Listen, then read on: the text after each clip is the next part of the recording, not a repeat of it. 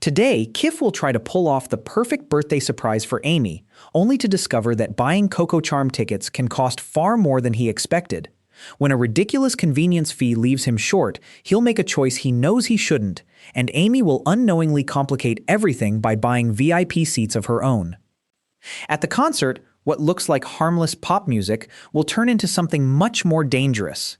Professor Farnsworth's lesson about how music affects the brain will suddenly matter when Coco Charm reveals she can use songs like programming code.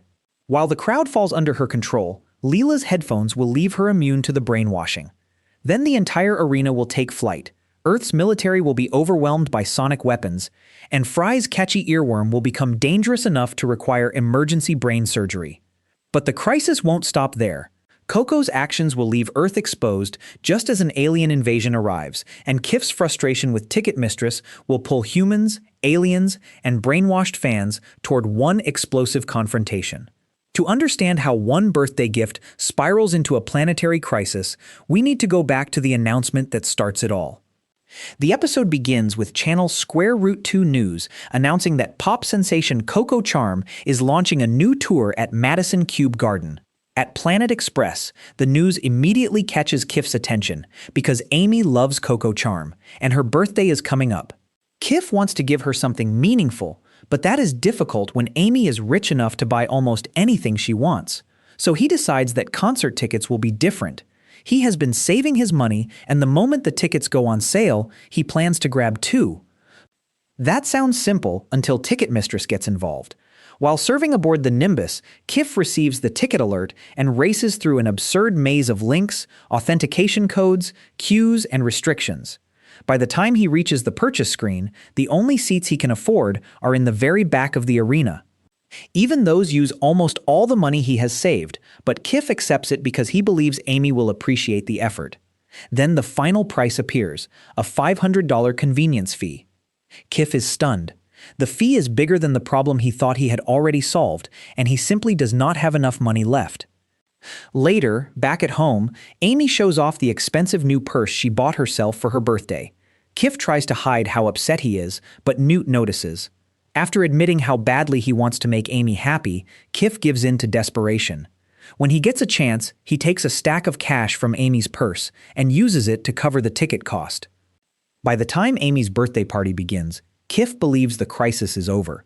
He proudly tells Fry that he got the tickets. But at almost the same moment, Amy sees the Coco Charm concert online and casually buys 2 VIP seats for herself and Kif. Neither of them knows what the other has done. When Amy opens Kif's present, she sees the back row tickets and is genuinely touched. To her, the value is not the seat location or the price. It is the fact that Kif worked to give her something she loves. Amy therefore keeps quiet about the better seats she already bought. Professor Farnsworth, meanwhile, becomes fascinated by everyone's emotional reaction to Coco Charm's music. He explains that sound waves stimulate tiny hair cells in the ear, sending signals into the brain and creating emotional responses. The explanation sounds like another strange Farnsworth lecture, but it establishes something important. Music can act almost like a form of code for the mind. If you're enjoying the recap, hit like and subscribe. Now, back to how one concert turns into a planetary emergency. Before the concert, Amy quietly gives her extra VIP tickets to Fry and tells him to use them for Leela. That creates a strange reversal. Kif and Amy, who were supposed to have the special birthday night, end up sitting in the distant back row while Fry and Leela are almost touching the stage. Leela is not nearly as excited as Fry. She admits that she does not really like Coco Charm, so she puts on headphones and listens to audiobooks instead. Fry, however, is completely absorbed. After the opening act finally ends, Coco takes the stage, and the entire arena falls under the spell of her songs. Fry becomes especially obsessed with the catchy melody, but Leela's decision to block out the concert is about to become extremely important. Near the stage, Coco casually explains the truth behind her music. She says music is basically computer code for the mind, and if someone understands that language well enough, they can program people to respond however they want. Then she promises that her encore will prove it. When the encore begins, the audience does not simply cheer. They change. Coco's fans start speaking and moving like a single controlled army, declaring their loyalty to Commander Charm. The music has turned the crowd into obedient soldiers. Leela, protected from the full effect by her headphones, realizes something is terribly wrong. Then the situation becomes even bigger.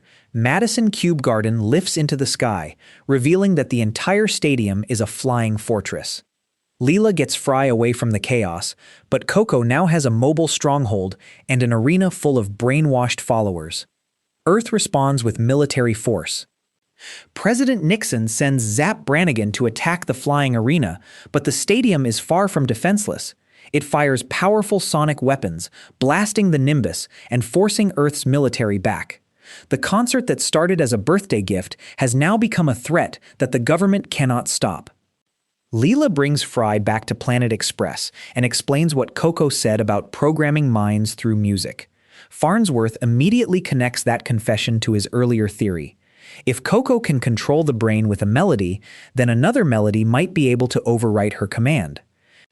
He designs a surrender tune and identifies a Bluetooth receiver inside a narrow T-shirt vendor access trench on the outside of the stadium. The plan is simple in theory. The Planet Express crew must fly through the trench, get within a few feet of the receiver, and transmit the counter melody directly into the cube. The crew launches the attack, but Fry is still carrying Coco's song in his head. Just as they are ready to send Farnsworth's surrender playlist, Fry interferes.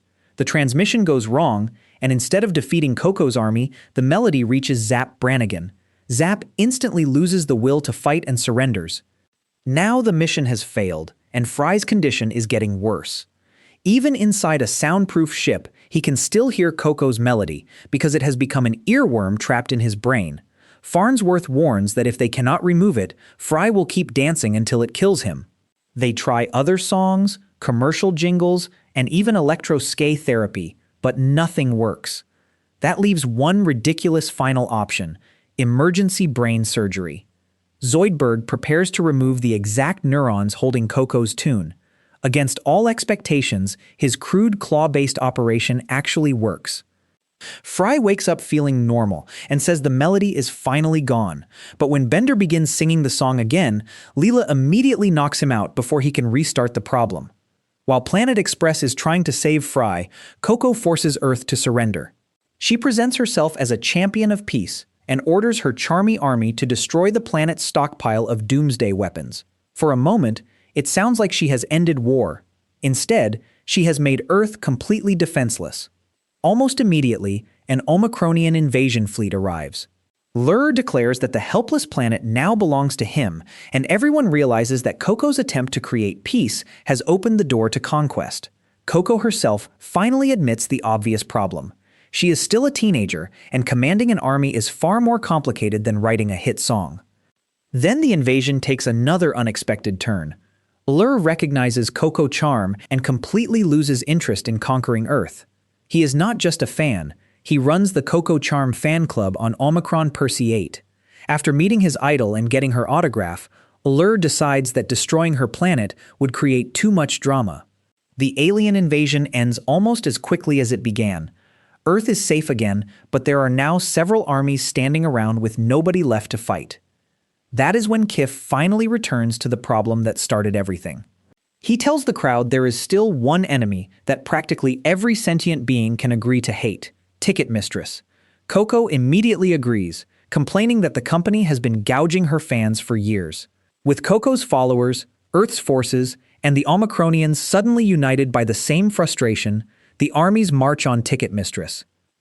Inside the company headquarters, they discover something almost disappointingly simple. The operation is run by an algorithm that raises prices when demand goes up, and also raises prices when demand goes down. Before they can destroy it, Mom appears and reveals that she runs Ticketmistress.